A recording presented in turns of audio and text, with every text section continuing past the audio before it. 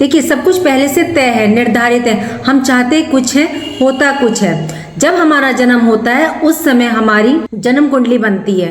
वह जन्म कुंडली आपके पहले प्रारब्ध के कर्मों के अनुसार मिलती है। यूनिवर्स का गोचर हमारे जीवन में अहम रोल अदा करता है। यदि भाग्य और कर्म को मिला दिया जाए, आपकी जो मंजिल है ना, वो आपको बहुत जल्द प्राप्त हो जाएगी। राधे राधे, मैं हूं नीलू चौधरी। मेरे चैनल ग्रहों की माया में आपका स्वागत है। देखिए, ये जानकारी मैं आपको चंद्र कुंडली के आधार पर दे रही हूँ, क्योंकि यूनिवर्स में जो भी गोचर होते हैं, जो अहम गोचर होते हैं, वो हमारी चंद्र कुंडली यानी कि हमारी जन्म राशि पर होते हैं। और आपकी अपनी कुंडली 70% और यूनिवर्स का गोचर 30% मिलकर आपको तब जाकर के वो 100% रिजल्ट देता है। और मेरी आपसे नम्र निवेदन है, प्लीज अपनी कुंडली को चेक कीजिए। आप सूर्य की कीजिए, शनि की कीजिए, गुरु बृहस्पति की पोजीशन चेक कीजिए। क्या वो शुभ दृष्टि पड़ रही है? क्या वो शुभ भाव में बैठे हैं? वो मार्केश तो नहीं है? प्लीज उसको भी चेक कीजिए। यदि आप कहते हैं ना कि हमें रिजल्ट नहीं मिल रहा, तो आपको 100% रिजल्ट फिर आपको मिलेगा, डेफिनेटली मिलेगा। क्योंकि एस्ट्रोलॉजी हमें राह दिखाती है, मंजिल तक पहुंचाती है। ऐसा हो ही नहीं सकता कि एस्ट्रोलॉजी गलत हो जाए। सिंह राशि, आपकी राशि के स्वामी सूर्य, ग्रहों के राजा। सिंह राशि के जातकों के जीवन में ना तो 7.5 गतिमान है, ना ढैया।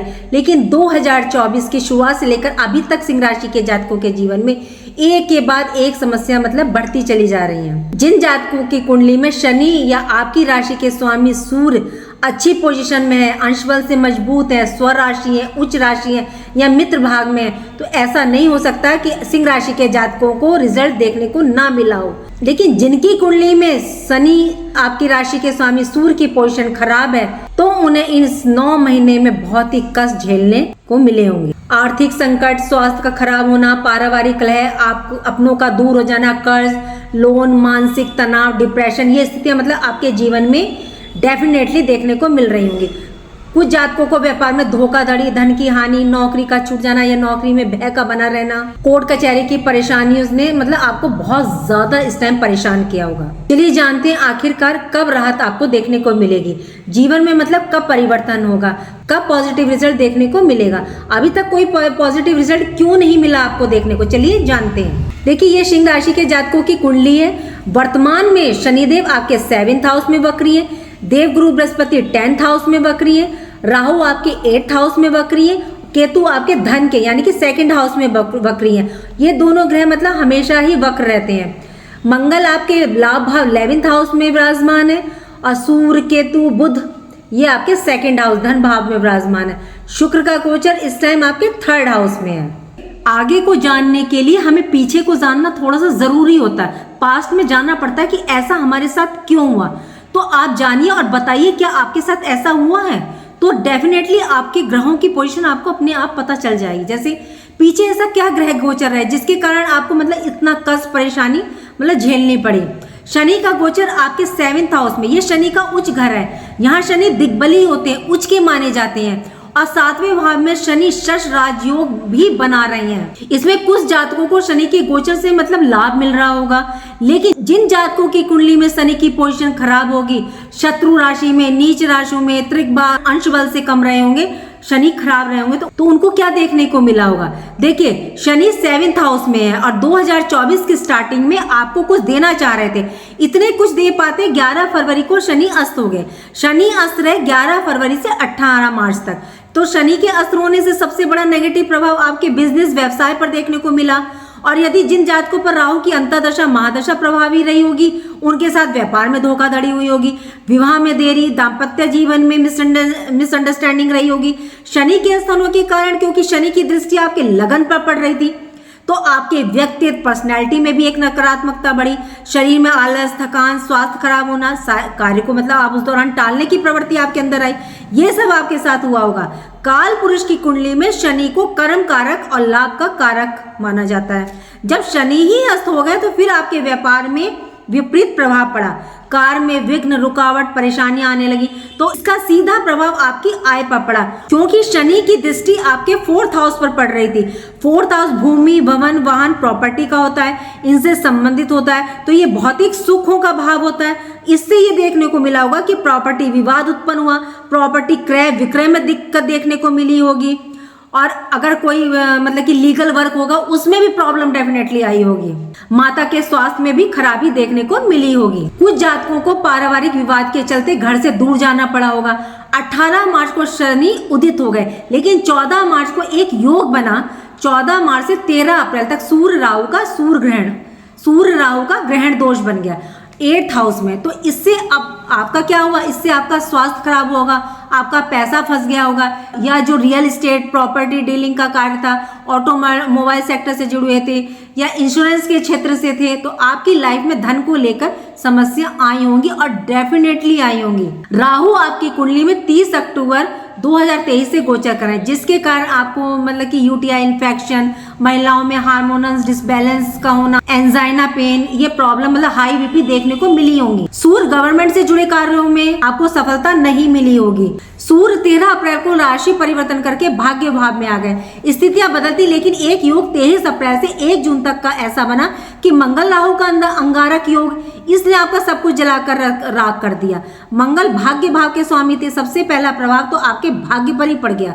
भाग्य का ही साथ नहीं मिला, पिता का स्वास्थ्य खराब हो गया। मंगल की दृष्टि आपके 11th हाउस पर पड़ रही थी, तो आपकी इनकम लाभ में भी गिरावट आई होगी। 2nd हाउस पर धन भाव पर राहु और मंगल के अंगारक योग का प्रभाव पड़ा, तो आपकी जो सेविंग थी वो भी खर्च हो गई। कोर्ट कचहरी रिलेटेड खर्चे हुए होंगे। संपत्ति विवाद को लेकर आपका पैसा खराब हुआ होगा। आपको अपनी फैमिली रिलेटिव का सहयोग भी नहीं मिला होगा। 1 जून को मंगल राशि परिवर्तन करके भाग्य 9th हाउस में अपनी ही राशि में पहुंच गए, लेकिन इसी दौरान 25 अप्रैल को शुक्र अस्त हो गए। शुक्र धन सुख, वैवाहिक जीवन, भौतिक सुख सुविधाओं के कारक हैं। इसी दौरान बृहस्पति भी 7 मई से 6 जून के बीच अस्त हो गए। गुरु और शुक्र दोनों के अस्त होते ही सभी धार्मिक मांगलिक आयोजन बंद हो गए। धन का आगमन प्रभावित हुआ, संतान से मतभेद हुआ, दूरियां बढ़ी। जो संतान प्राप्ति के इच्छुक थे उनकी इच्छा भी अधूरी रह गई। 29 जून के बाद स्थितियों में सुधार आना शुरू होता। जुलाई में सूर्य शनि का षडाष्टक योग बन गया। 12 अगस्त को बुध भी अस्त हो गए। बुध क्या है? बुध बुद्धि, वाणी, वाणिज्य, IT सेक्टर, कंप्यूटर, कम्युनिकेशन कारक है। तो बुध का अस्त होना मतलब आपके लिए बहुत ज्यादा प्रभावी रहा। सिंह राशि के स्वामी सूर्य और बुध, ये दोनों एक दूसरे के बहुत ही परम मित्र हैं। अगर ये दोनों एक साथ बैठ जाएं तो बुधादित्य राजयोग बनाते हैं। सिंह राशि के जातकों के जीवन में जो सबसे बड़ी समस्या है वो शनिदेव के कारण है, क्योंकि शनिदेव आपकी राशि के स्वामी सूर्य के परम शत्रु हैं और आपके लिए ये योग कारक ग्रह भी नहीं है। इसलिए शनि के गोचर से आपको मतलब इस दौरान बहुत ज्यादा नुकसान देखने को मिला होगा। 16 अगस्त से स्थितियों में परिवर्तन आना स्टार्ट हुआ होगा। 16 अगस्त से 16 सितंबर तक सूर्य आपके लगन में थे। सूर्य शनि का समसप्तक योग बना। शास्त्रानुसार सूर्य जिस भाव में गोचर करते हैं, जहां दृष्टि डालते हैं, उस भाव से संबंधित सभी दोष पाप को नष्ट कर देते हैं। सूर्य की दृष्टि शनि पर पड़ने से 7वें भाव का अंधेरा दूर होने से आपके विवाह के मार्ग में बाधा आ रही थी, उसे खत्म किया। वैवाहिक जीवन में कोई वाद विवाद था, उसको खत्म करने का काम किया। व्यापार बिजनेस में भी तेजी लाने का इन्होंने काम किया। शनि की दृष्टि 9th हाउस पर पड़ रही थी। भाग्य भाव में जो अंधेरा छाया हुआ था, सूर्य के प्रभाव से जब 9th हाउस का अंधेरा दूर हुआ तो आपको भाग्य का साथ भी मिलना शुरू हो गया। शनि 6th हाउस के स्वामी है। 6th हाउस नौकरी का, छात्रों के कंपटीशन सिलेक्शन का भी होता है। तो बहुतों का सिलेक्शन हुआ तो ज्वाइनिंग लेटर नहीं मिला, क्योंकि शनि चीजों को डिले करते हैं, डिनाई नहीं करते हैं। तो आने वाले टाइम पीरियड में आपका सिलेक्शन भी होगा और आपको लेटर भी मिलेगा। 6th हाउस रोग ऋण का होता है, तो स्वास्थ्य को लेकर आप परेशान थे तो उस परेशानियों से आपको राहत मिलेगी। शनि की 10वीं दृष्टि आपके 4th हाउस पर होने से भूमि भवन प्रॉपर्टी को लेकर जो समस्याएं आ रही थी वे समाप्त होंगी। माता के स्वास्थ्य में सुधार देखने को मिलेगा। परिवार में धार्मिक मांगलिक कार्यक्रम आयोजन भी हुए होंगे। ये 16 सितंबर तक स्थिति रही होगी। इसके बाद आपको लाभ की प्राप्ति होती रहेगी। क्यों? क्योंकि आपकी राशि के स्वामी सूर्य मजबूत स्थिति में और अच्छे भाव में गोचर करेंगे, तो आपको लाभ डेफिनेटली वो देंगे। 16 सितंबर के बाद ये आपके 2nd हाउस धन भाव में आ गए, तो यहाँ इनकी युति केतु के साथ हुई, तो इसके पॉजिटिव और नेगेटिव दोनों प्रभाव आपको देखने को मिले होंगे। तो यहाँ अपने प्रकाश से धन के भाव को प्रकाशित करेंगे, धन में वृद्धि करेंगे। अब जब धन में वृद्धि होगी, इन्वेस्ट होना शुरू हो जाएगा, पारिवारिक माहौल अच्छा रहेगा। 17 अक्टूबर को सूर्य आएंगे आपके 3rd हाउस यानी कि पराक्रम के भाग में, और भाग्य भाव पर यानी आपके 9th हाउस पर दृष्टि डालेंगे। तो अपनी मित्र की राशि पर, तो आपको उस दौरान अपने भाग्य का पूरा सपोर्ट देखने को मिलेगा। परंतु यही सूर्य आपके लगन भाव के स्वामी है और केतु के साथ सूर्य ग्रहण योग बनाएंगे, तो इससे लगन डेफिनेटली प्रभावित तो होगा। इस टाइम पीरियड में आपको अपने स्वास्थ्य का विशेष ध्यान रखिएगा, खान पान का ध्यान रखें, व्यायाम प्राणायाम से आप अपने सूर्य को मजबूत कर सकते हैं। इसी बीच 9 अक्टूबर से लेकर 4 फरवरी 2025 तक गुरु बृहस्पति वक्री अवस्था में रहेंगे। 2025 तक देव गुरु बृहस्पति का साथ आपको अपने कैरियर और भाग में उन्नतिदायक रहने वाला। कैसे? देवगुरु आपके 5th हाउस के स्वामी पंचमाधिपति बनते हैं, आपके योग कारक ग्रह हैं, और इस टाइम ये आपके 10th हाउस में कैरियर के भाव में विराजमान है। जब ये वक्र अवस्था में आएंगे तो ये आपको एक घर पीछे का भी रिजल्ट देंगे। गुरु बृहस्पति जहाँ मौजूद होते हैं वहां की बढ़ोतरी तो करते हैं, तो कैरियर में तो आपको नेक्स्ट लेवल पर लेकर के जाएंगे, सफलता दिलवाएंगे। वक्र अवस्था में आपको 9th हाउस भाग्य भाव का भी रिजल्ट देंगे। भाग्य स्थान के जागृत होने पर हमें कर्मों का रिजल्ट प्राप्त होता है। इस दौरान आपको सीनियर उच्च अधिकारी से सपोर्ट मिलना शुरू हो जाएगा। पिता से कोई वाद विवाद था या कोई ऐसी स्थिति बनी हुई थी तो वो दूर हो जाएगी। 9th हाउस धार्मिक गतिविधियों का भी होता है, तो इस टाइम आप कोई धार्मिक यात्रा कर सकते हैं और यही संजोग आपका बन भी रहा है धार्मिक यात्रा का।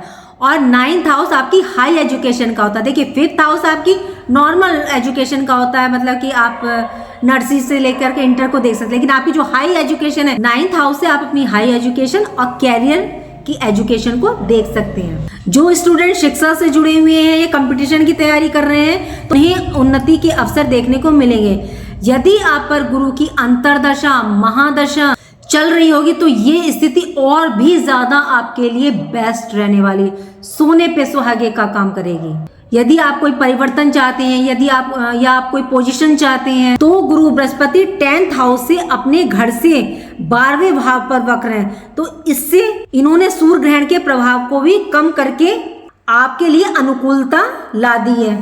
शनि आज वर्तमान में 7th हाउस पर विराजमान है और ये 2023 से यहीं पर ही विराज रहे हैं। 29 जून से ये वक्र अवस्था में है। इनका प्रभाव 14 नवंबर 2024 तक प्रभावी रहेगा। इस टाइम ये आपको 6th हाउस के भी रिजल्ट प्रदान कर रहे हैं। 7th हाउस के तो आपको देंगे ही देंगे, साथ में आपको 6th हाउस के भी रिजल्ट ये देंगे। 6th हाउस नौकरी का, तो ये समय नौकरी के लिए महत्वपूर्ण समय रहेगा। नए जॉब की प्राप्ति, स्थान परिवर्तन, अभी भी 14 नवंबर तक का टाइम पीरियड है। आप प्रयास करें, डेफिनेटली आपको सफलता प्राप्त होगी। देखिए ये टाइम पीरियड आपको मेहनत तो करवाएगा, लेकिन उस संघर्ष मेहनत का आपको रिजल्ट भी ये देगा। क्यों? क्योंकि शनिदेव कर्म के कारक है। शनिदेव मेहनत तो करवाते हैं लेकिन रिजल्ट जरूर देते हैं। शनिदेव 6th हाउस को प्रभावित कर रहे हैं क्योंकि शनि 7th हाउस पर वक्री हुए हैं। लाइफ पार्टनर के स्वास्थ्य का आपको थोड़ा सा ध्यान रखने की आवश्यकता है। बिजनेस में भी पार्टनर पर नजर बनाकर रखें। 14 नवंबर तक बिजनेस पार्टनर की तरफ से कोई परेशानी देखने को मिल सकती है। देखिए 14 नवंबर तक शनिदेव आपको सपोर्ट कर रहे हैं और 4 फरवरी 2025 तक गुरु बृहस्पति आपको सपोर्ट कर रहे हैं। राहु और केतु, तो केतु आपके 2nd हाउस धन भाव पर है। सूर्य का प्रकाश पड़ने से धन संबंधी समस्याएं दूर होंगी।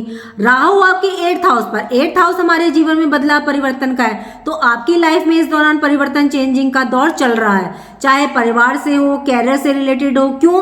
क्योंकि राहु परिवर्तन बदलाव के घर पर ही मौजूद है, लेकिन यहाँ राहु की शर्त है कि आपको अपनी बात गुप्त रखनी है, किसी को शेयर नहीं करनी। कि यदि आप जॉब पे जा रहे हैं, भाई मैं जॉब पे जा रहा हूँ या मैंने ये फॉर्म भर दिया, नहीं, उसको गुप्त रखिए। राहु की डिमांड है कि आप उसको गुप्त रखें। आप करके तो देखिए गुप्त काम, तो आपको रिजल्ट क्यों नहीं मिलेगा? डेफिनेटली मिलेगा आपको।